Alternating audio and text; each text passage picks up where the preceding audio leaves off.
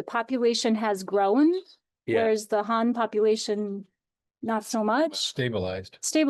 and the life expectancy has gone up. So it's hard to, if it's a genocide, those two things, how do they go together?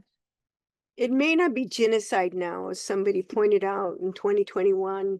That could have been something that happened in the past. I've seen many documentaries and people who were fleeing talking about that. It probably is educational, re-educations, which is what they did to the American Indians, you know. Doesn't mean that you have to lose your culture or language, but it does mean that they want them to fit into the Chinese culture. And that appears to me that these are like schools now. They're like encampments, that they're not just free to wander around or go to another part of China if they want, they're contained.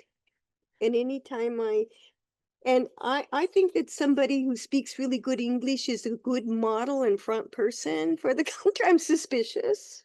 I think that way. But it could be, I don't doubt that these are educational systems, especially young people learning English and stuff and getting skills, and that they can seamlessly move into the Chinese culture, you know, as citizens that are not disruptive or anything. And that's part of the education. So, that's how I view it, and that's how it's probably evolved. I haven't looked into it in a while, but when I did, I was more in alignment with him, what I saw.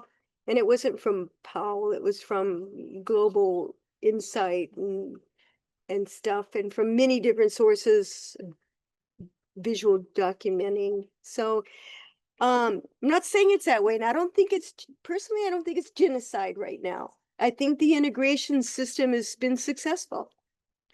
And I have a sense that that's probably going to happen to Palestine too. They're going to get educated and No, Palestine or would expel those. what's that? They're already or expel the Palestinians. There's Yeah, no. you see it every day on Yeah, I mean, I'm not asking for that. I wouldn't want that for them. If they survive, they'd be so traumatized anyway, they wouldn't be able to integrate.